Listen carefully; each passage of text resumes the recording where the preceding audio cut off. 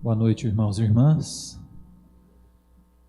Antes de lermos a palavra de Deus e meditarmos, eu queria orar mais uma vez. Durante essa semana, algumas famílias da nossa igreja, ou famílias ligadas à nossa igreja, experimentaram o luto, perderam alguém querido, e nós também precisamos interceder por essas pessoas, por essas famílias que choram a partida de alguém. Hoje nós soubemos da partida da avó da Poliana, irmã aqui da nossa igreja. Estivemos lá à tarde, demos um abraço nela. Vamos orar para que Deus conforte essa família. A Miriam Gobi também compartilhou que perdeu uma amiga muito querida, né? A Andréia, nós oramos por ela várias vezes e também podemos interceder por essa família que sofre, né? A família do nosso irmão Flávio também perdeu um ente querido, tia da Letícia, e outra família que experimentou a dor da partida essa semana. Então vamos ter uma oração, lembrando dessas famílias e pedindo que o consolo de Deus alcance cada coração. Vamos orar. Senhor, são várias as lutas que nós enfrentamos no dia a dia, Pai, mas saber que o Senhor está conosco é maravilhoso, Deus. Por isso, nós damos graças pela Tua presença, pela Tua misericórdia e pela Tua graça que nos alcança, Pai. E queremos estender a Tua misericórdia, a Tua graça a essas famílias que sofrem a partida de alguém durante essa semana ou nesses dias, Senhor Deus, clamar que o Senhor alcance a Poliana e a sua família, Pai. O Senhor derrame o Teu consolo sobre a vida dela, Pai. O Senhor alcance também a Letícia, a sua família, a sua mãe. O Senhor se faça presente através do Teu Santo Espírito também, Pai.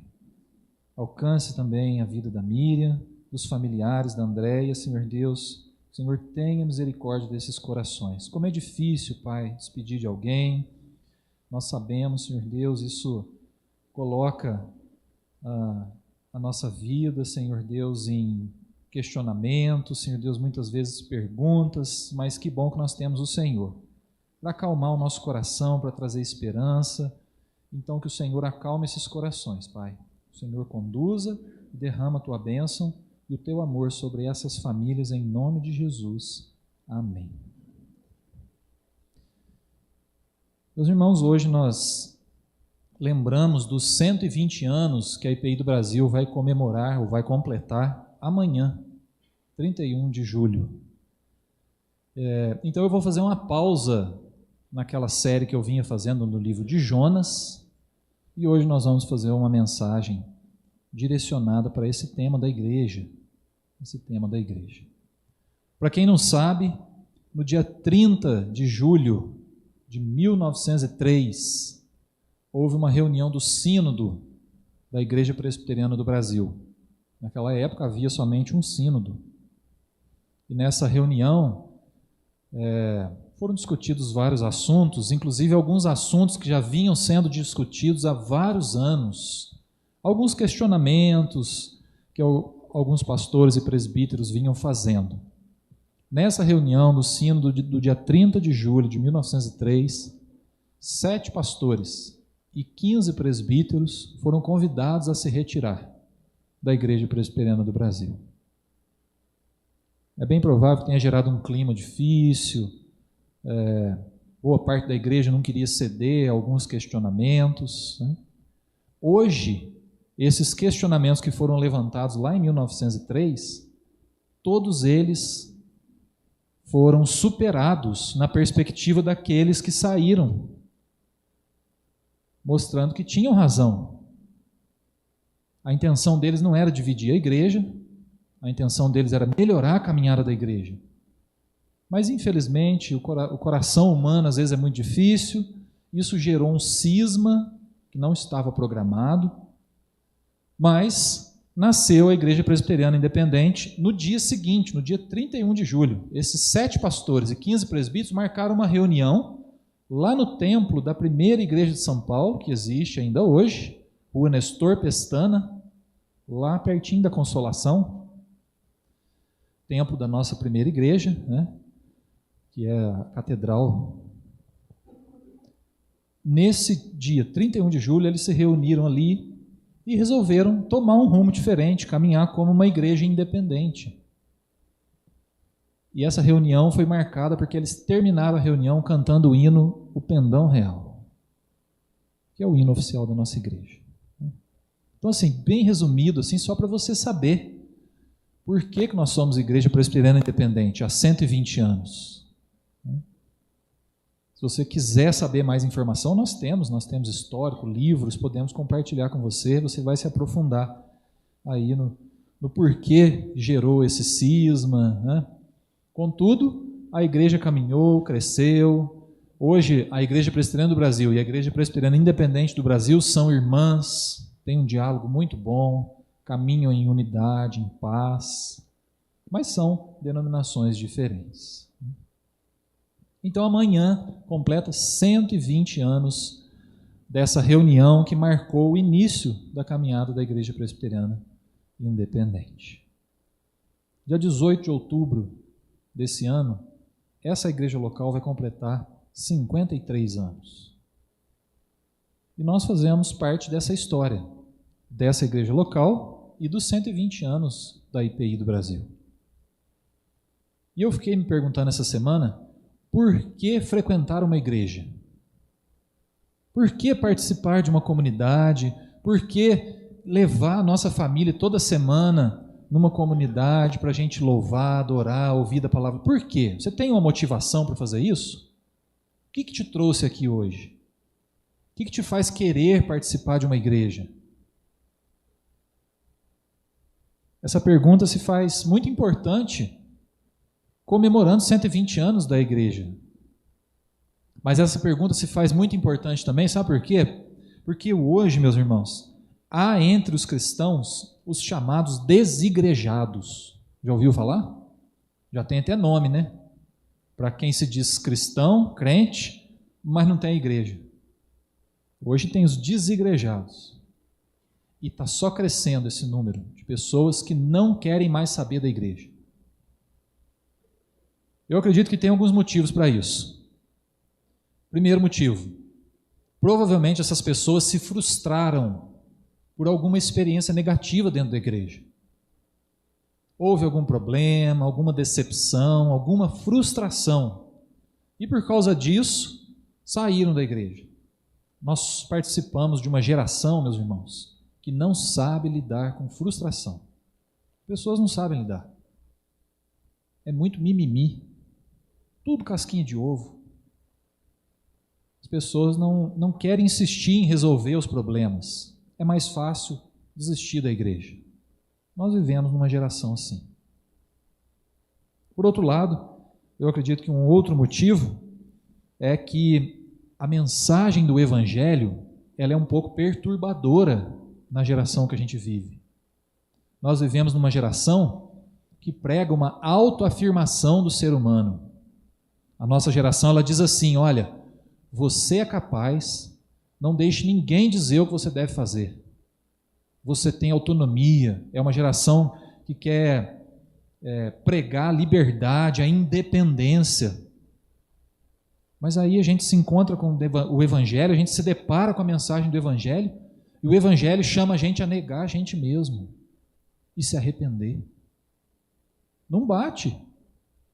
A mensagem do Evangelho não bate com a propaganda que a sociedade está fazendo, de autoconfiança, do ser humano não ter ninguém falando o que ele deve fazer. Não é assim a mensagem do Evangelho. A mensagem do Evangelho nos chama a uma vida de submissão a Jesus, ao senhorio de Jesus. E as pessoas, quando ouvem essa mensagem, falam, não, parece que eu não quero ninguém controlando a minha vida. Eu quero a minha autonomia. Então a mensagem do Evangelho incomoda a nossa geração. É bem provável que por isso muitos não queiram participar de uma igreja. Outro motivo é que nós vivemos na geração do descompromisso. As pessoas hoje não gostam de compromisso. Ninguém quer vínculo. Porque quando a gente cria vínculo, a gente se torna responsável. Quando a gente cria vínculo numa igreja, a gente se torna responsável pela vida dos irmãos, pela saúde espiritual uns dos outros. As pessoas não querem vínculo. As pessoas estão mais interessadas em ir de vez em quando é conveniente. Quando quer casar, aparece, dali 2 meses pede o templo para casar. Nós vivemos numa geração, meus irmãos, que usa as coisas a seu favor, mas não se deixa usar. Vocês sabiam disso? A nossa geração é assim. As pessoas querem usar, mas não querem ser usadas. As pessoas querem sugar, mas não querem oferecer nada. Talvez por isso também as pessoas não queiram participar de uma igreja.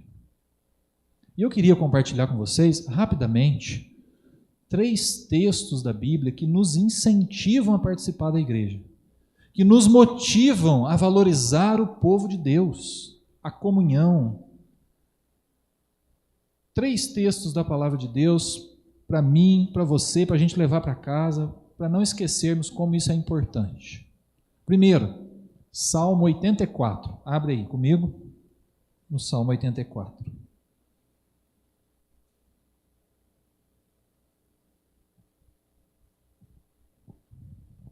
Com esses 3 textos, meus irmãos, eu queria responder essa pergunta: por que frequentar uma igreja? Por que ir a uma igreja é importante? Por que criar vínculo como uma comunidade local é importante?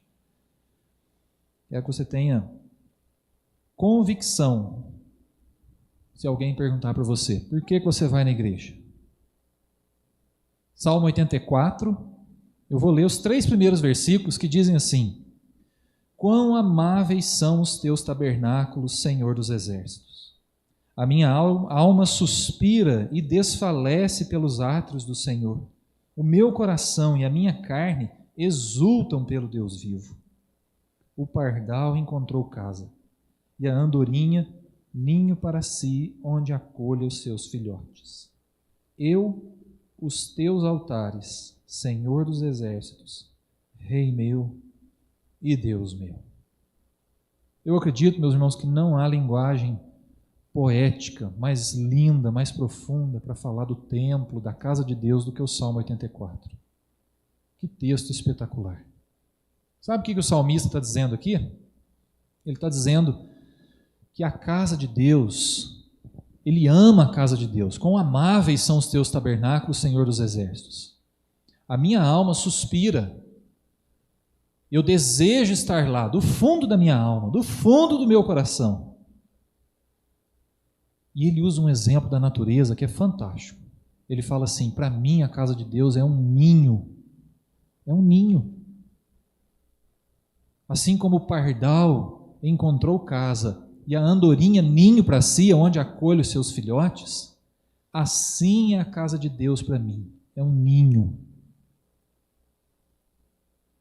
E o salmista está dizendo assim: olha, sem ninho não dá. Não dá para ficar sem ninho. Porque o ninho, ele é o lugar de receber alimento. O ninho é o lugar de receber o crescimento, a transformação. O ninho é o lugar da segurança. O ninho é onde você recebe orientação, aprende a voar na direção certa. No ninho, você tem segurança para criar os seus filhotes. E o salmista está dizendo: sem ninho não dá. Eu encontrei na casa de Deus um ninho. Sem ninho não dá. Você pode repetir isso comigo? Sem ninho não dá. Nós precisamos, meus irmãos, de um ninho. Por isso, se você está aqui no nosso meio hoje, e você está sem igreja, eu queria dizer para você: pare de voar sem direção, encontre um ninho. E quando eu digo isso, eu afirmo que essa igreja aqui é um ninho, e que tem muitas outras igrejas que também serão um ninho, ou são um ninho bom, acolhedor, onde você vai se sentir seguro, vai receber alimento, onde você vai encontrar um local adequado para trazer os seus filhos, a sua família, e ali você vai ser cuidado. Sem ninho não dá. Isso é uma visão maravilhosa do templo, da casa de Deus. Nós precisamos cultivar isso, meus irmãos. Se nós queremos que os nossos filhos valorizem o ninho lá na frente, precisamos valorizar hoje.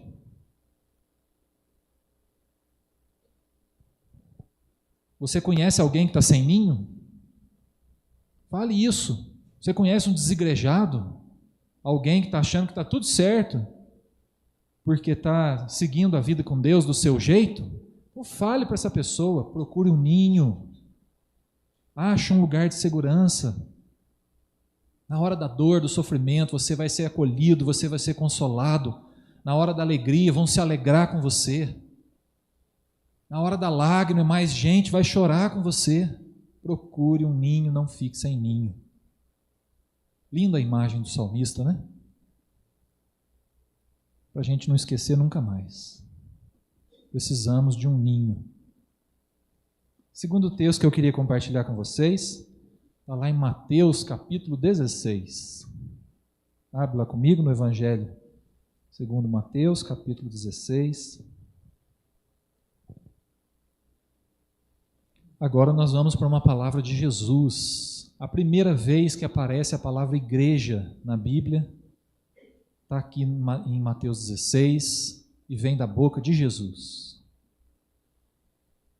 Mateus 16, eu quero ler com vocês o versículo 18, que diz assim: Também eu te digo que tu és Pedro, e sobre esta pedra edificarei a minha igreja, e as portas do inferno não prevalecerão contra ela. Contextualizando, Jesus estava numa conversa com os discípulos e pergunta para os discípulos: quem dizem por aí que sou eu? E depois Jesus pergunta para os discípulos: quem vocês dizem que eu sou? E Pedro dá uma declaração fantástica de fé. Ele diz assim: tu és o Cristo, Filho do Deus vivo. E aí Jesus vem e fala: e sobre esta pedra, essa declaração que o Pedro fez, eu edificarei a minha igreja. Meus irmãos, Jesus está dizendo aqui, em primeiro lugar, que a igreja é obra dele. Eu edificarei a minha igreja. Minha. A igreja é ideia de Deus, de Jesus, nasceu no coração de Deus, de Jesus, não é obra das mãos humanas. A igreja é a ideia de Jesus. A igreja é fruto do ministério de Jesus. Jesus foi gerando ali a igreja, convivendo com os discípulos, ensinando, dando direção, e depois, quando veio o Espírito Santo, em Atos 2, no dia de Pentecostes, nasceu a igreja que Jesus gerou. E Jesus fala: é a minha igreja. Para mim, esse já é um argumento inquestionável da Bíblia, pelo qual nós devemos valorizar a igreja. É um projeto de Jesus para nós, para o mundo. É a igreja dele, é a ideia dele. Não é obra nossa, a igreja não nos pertence. A igreja foi gerada por Jesus e nascida com a vinda do Espírito, é obra de Deus. Nós precisamos valorizar. Precisamos valorizar. Por outro lado, quando nós seguimos a Jesus, nós passamos a fazer parte do corpo de Cristo. E é algo grande, meus irmãos, que Deus está fazendo.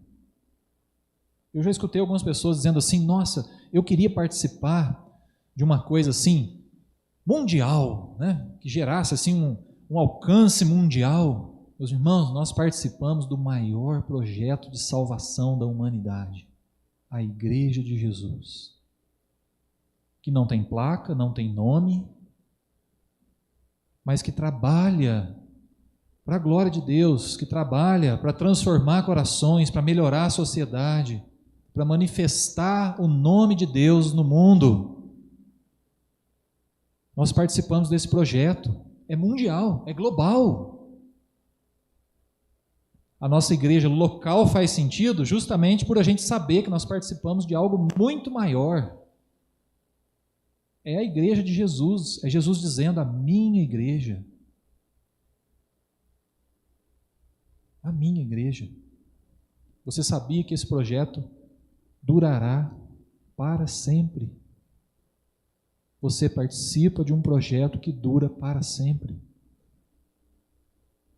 E outro grupo que você participa que vai durar para sempre? Nenhum. Pensa aí nos grupos que você participa no seu dia a dia. Minha família. Somos finitos. Nossa geração vai passar, vai vir outra. Na outra geração vai passar, vai vir outra. Outro grupo. Trabalho. Participamos num grupo de trabalho. Às vezes um grupo menor, às vezes um grupo maior. Também vai passar. Meus irmãos, o único grupo que nós participamos que dura para sempre é a igreja. É grande, é algo grande. Nós participamos de algo grande, em que Deus está trabalhando através da igreja para transformar o mundo. Você crê nisso? Nesse alcance da igreja? Nesse projeto de Jesus? Que atua aqui de maneira local, mas atua a nível mundial?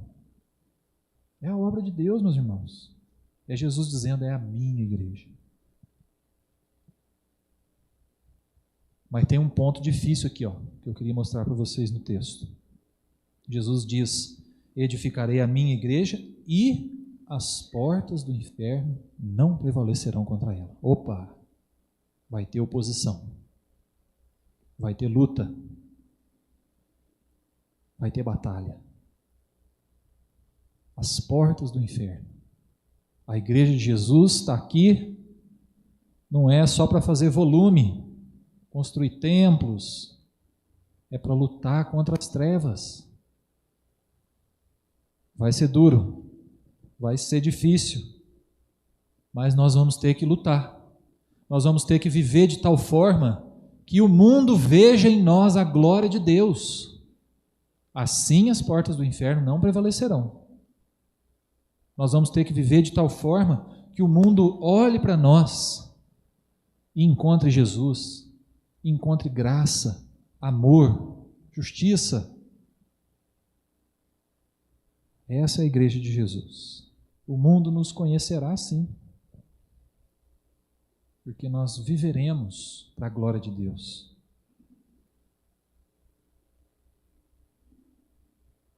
Essa é o segundo alerta da Bíblia para nós, meus irmãos. Por que é importante participar de uma igreja?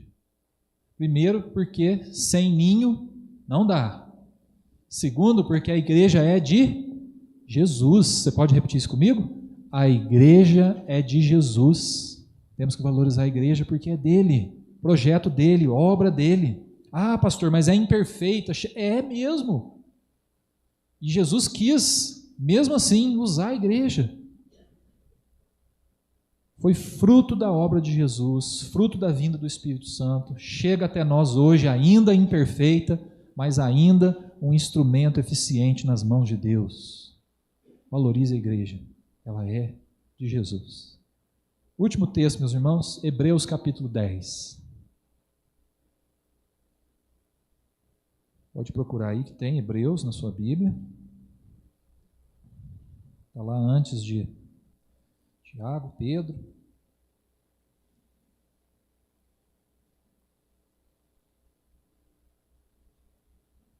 Hebreus capítulo 10, eu quero ler um versículo, versículo 25, que diz assim: Não deixemos de congregar-nos, como é costume de alguns. Antes façamos admoestações, e tanto mais quanto vedes que o dia se aproxima. Olha a orientação que é dada para os hebreus. Não deixem de congregar. Tornem isso uma prática, um hábito. Não parem, continuem. Não parem, continuem. Hebreus, meus irmãos, está incentivando todo cristão a cultivar a prática de congregar. É um incentivo para a gente insistir nisso, porque é importante. E se nós olharmos para os exemplos bíblicos, a Bárbara citou os hebreus, vamos lembrar do povo de Deus, tendo que ir uma vez ao ano no templo, E eles peregrinavam dias, às vezes mais de semana, para estarem no templo, mas iam cantando. Nós temos vários salmos, cânticos, que eram proclamados, cantados durante a romaria, durante esse trajeto entre a casa das pessoas e o templo. Um deles é o Salmo 133. Como é bom e agradável viverem unidos os irmãos. Como o óleo de Hermon que desce sobre a barba e escorre pelas vestes de Arão, é como o óleo, né? E depois é como o orvalho de Hermon que desce sobre os montes de Sião. Ali ordena o Senhor a sua bênção, a sua vida para sempre. Comunhão. Esse povo ia uma vez ao ano, porque era muito longe, mas se eles pudessem ir mais, fosse mais perto, eles iriam mais. Nós vemos os pais de Jesus levando Jesus ao templo, participavam de uma sinagoga perto da casa deles, mas uma vez por ano iam ao templo com Jesus. Jesus foi doutrinado na palavra de Deus, frequentando o templo, frequentando sinagoga. Lá em Atos nós vemos que diariamente os cristãos perseveravam unânimes no templo. Virou rotina, virou hábito, eles entenderam que aquilo era importante, era necessário. E Hebreus vem e fala a mesma coisa: não deixemos de congregar-nos, como é costume de alguns. Criem o hábito, cultivem esse hábito, congreguem, busquem a Deus juntos, é a orientação de Hebreus para nós. Eu tenho notado que a nossa geração troca o hábito de frequentar uma igreja por outros hábitos, com muita facilidade. A igreja tem um prejuízo muito grande com isso, porque por pouca coisa as pessoas deixam de frequentar a igreja. Nós não queremos todo mundo aqui, todo domingo, né, bitolado, não. Né? Pode viajar com a família de vez em quando, pode faltar de vez em quando, não tem problema. A questão não é essa, a questão é o valor que nós damos, a importância que tem para nós. Se é importante, a gente cultiva. Se é importante, a gente cria o hábito. Se é importante, a gente vai. Mas o versículo ainda diz mais: façamos admoestações e tanto mais quanto vedes que o dia se aproxima. Hebreus está dizendo assim: olha, quanto mais o tempo passar, mais vai ser necessário a gente congregar. Fala a verdade, meus irmãos, nós não vivemos em dias difíceis, confusos, sozinhos. A gente embarca em qualquer confusão. Unidos em comunhão, nós sustentamos uns aos outros. Esse é um dos papéis da igreja. A igreja existe para incentivar os cristãos a permanecerem no caminho de Jesus, para ajudar os crentes a perseverarem. Sem igreja é fácil cair. Sem igreja a gente se vende mais fácil a qualquer ideia, aos falsos evangelhos. Mas buscando a Deus juntos, a gente persevera em comunhão. Nós precisamos disso. A igreja precisa disso. A IPI do Brasil precisa disso, a IPI de Poços de Caldas precisa disso. As demais igrejas de Poços precisam perseverar em comunhão. E eu espero que esse amor, que esse ninho gostoso que nós encontramos aqui, outros encontrem em outra igreja também. Eu espero que esse valor de entender que a igreja é um projeto de Jesus, a igreja é dele, e que nos motiva a estar aqui, outros também sejam motivados em outras igrejas, outras denominações. Eu espero que essa orientação de criar o hábito de se congregar, criar o hábito de congregar, de trazer a família, porque é importante, porque quanto mais o dia se aproxima, mais nós vamos precisar de raiz em Cristo, de firmeza no Evangelho, para a gente dizer não para o pecado e perseverar no caminho de Jesus. Eu espero que essa mesma motivação motive em outros, em outras igrejas também. Espero que você saia daqui motivado A igreja de Cristo, meus irmãos, tem essa grande tarefa de manter os crentes firmes na caminhada com Jesus, que é o caminho, é a verdade e é a vida.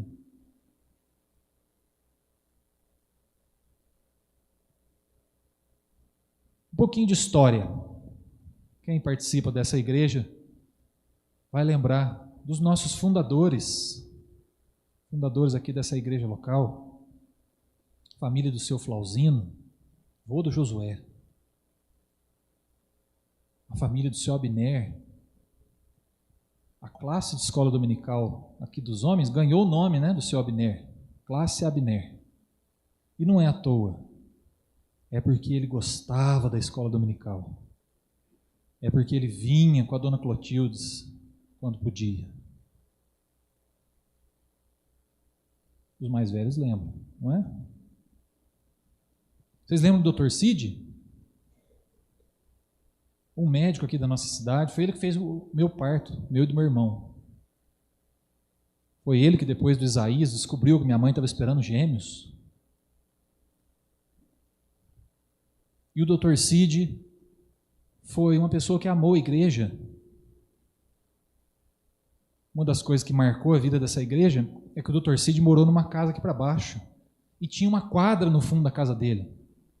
Quem que tinha quadra no fundo de casa, né? Quase ninguém. Ele tinha uma condição financeira melhor. E o que ele fazia? Chamava a turma da igreja para jogar bola lá na quadra. Isso gerou comunhão. Um dos motivos do meu pai ter vindo para essa igreja foi o futebol. No fundo da casa do Dr. Cid. Alguém que amava a igreja, que usava o espaço da sua casa para abençoar a vida da igreja. Vocês lembram disso? Lembrança boa, né? Sabe de quem que eu lembro também? Da Ângela, filha da dona Irmantina, que amava a equipe musical e ajudou a desenvolver o ministério de louvor dessa igreja. Sabe quem que eu lembro também?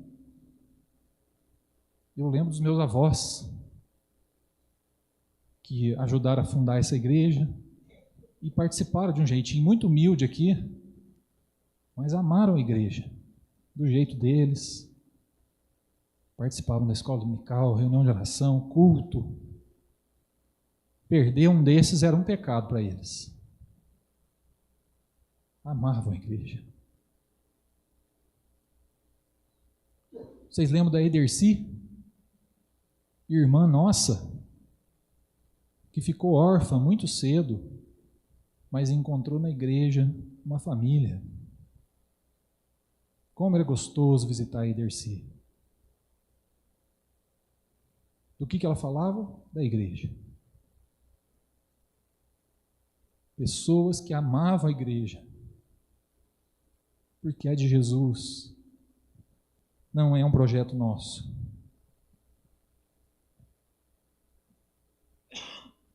Perdão, meus irmãos. Nostalgia anda me deixando muito mole. Lembro também com muito gosto da dona Maria Rodrigues, que amava tanto frequentar a igreja. Mesmo com um barulho que incomodava ela no ouvido, ela vinha, participava, ouvia. Participava da reunião, da semana de oração com muita alegria. Lembro do seu Jair também, que não perdia uma semana de oração. Estava aqui. Pessoas que amavam a igreja e que nos inspiram. Lembro do pastor Gerson, que tanto contribuiu como pastor, como professor, como irmão em Cristo, nessa igreja e em outras igrejas também. Eu lembro do nosso irmão Laércio Borsato, que amou muito essa igreja, ajudou essa igreja espiritualmente, financeiramente, marcou a minha vida em especial, porque ele foi o meu mantenedor no seminário. Um dia o Laércio me chamou, quando eu tinha 19 anos, meus irmãos, eu tinha 18 anos, quando eu cheguei para o meu pastor Walter, e falei, eu quero ir para o seminário.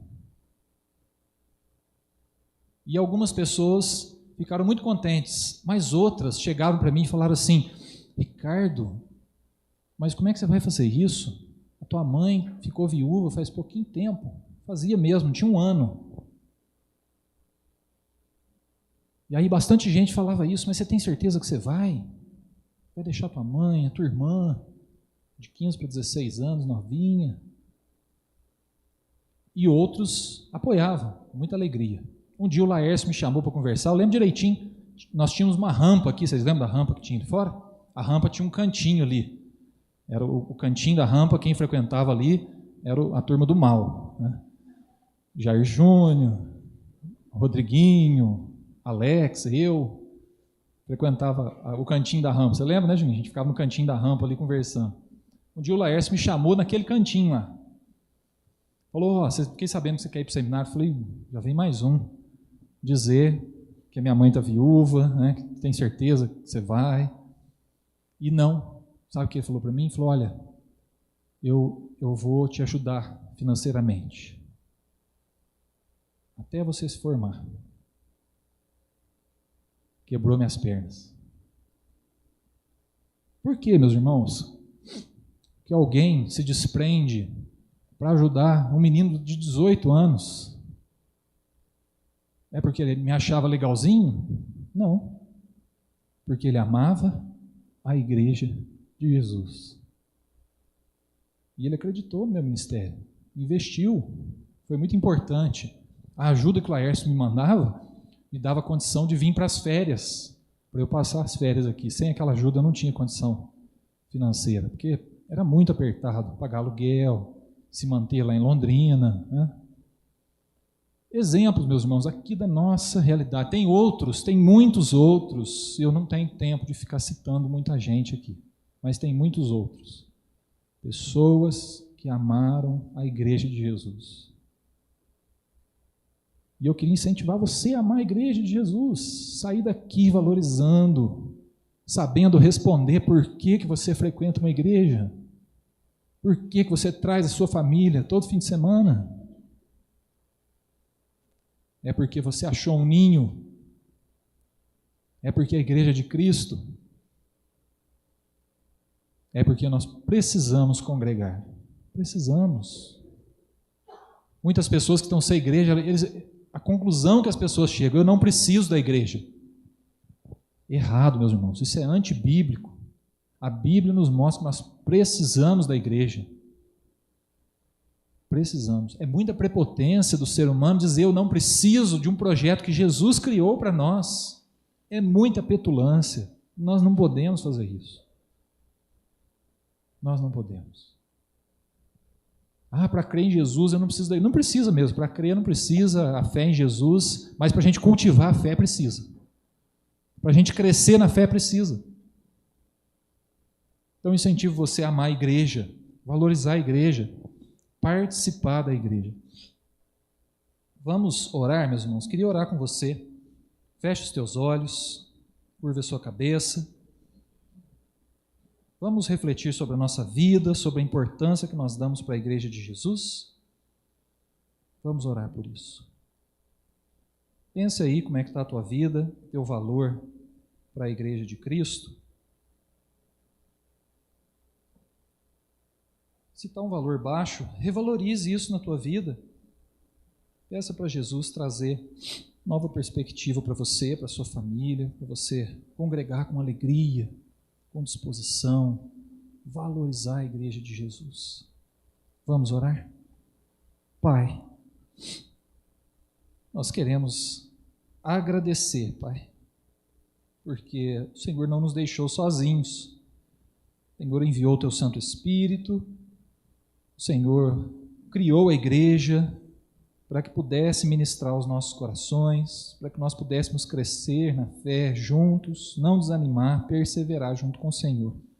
Louvado seja o Teu nome por isso, Pai. Perdoa-nos pelos momentos em que não valorizamos a igreja, pelos momentos em que trocamos a igreja por pouca coisa, Senhor Deus. Ajuda-nos a valorizar, Pai, a comunhão com os irmãos. Ajuda-nos, Senhor Deus, a valorizar o dom que cada um tem para a edificação mútua. Nós queremos fazer da nossa igreja um ninho, local seguro, local de trazer os nossos filhos, de crescermos, de aprendermos a Tua direção, Pai.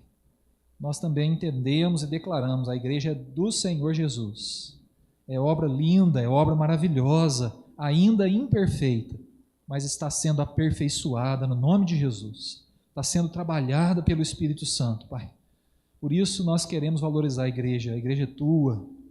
Queremos participar desse projeto lindo, maravilhoso, Pai. Queremos trazer a nossa família, Senhor Deus, para que nós possamos vencer as forças do inferno, Pai. Para que nós possamos vencer o mal, vencer o inimigo, em nome de Jesus, fortalecer a nossa vida, a vida da nossa família, para que nós sejamos vencedores junto com o Senhor, Pai. Mas nós queremos cultivar, Senhor Deus, a prática de congregar, porque precisamos da orientação, porque precisamos do crescimento, precisamos perseverar juntos, Senhor Deus. Por isso, abençoe essa igreja local, abençoe a IPI do Brasil, cada igreja, Senhor Deus, nós valorizamos essa história, que nós cremos, o Senhor trouxe essa igreja até aqui, Pai. A IPI de Poços de Caldas, o Senhor trouxe essa igreja até aqui, Deus. Mas nós queremos participar dessa história com ânimo, com vigor, como disse muito bem a Paulinha, Senhor Deus, com fogo no coração, Pai, para Te servirmos com alegria, com ousadia, Senhor Deus, para que o mundo veja em nós a Tua glória, a Tua luz. Ajuda-nos, Senhor Deus, como igreja, a crescermos, em nome de Jesus. Amém.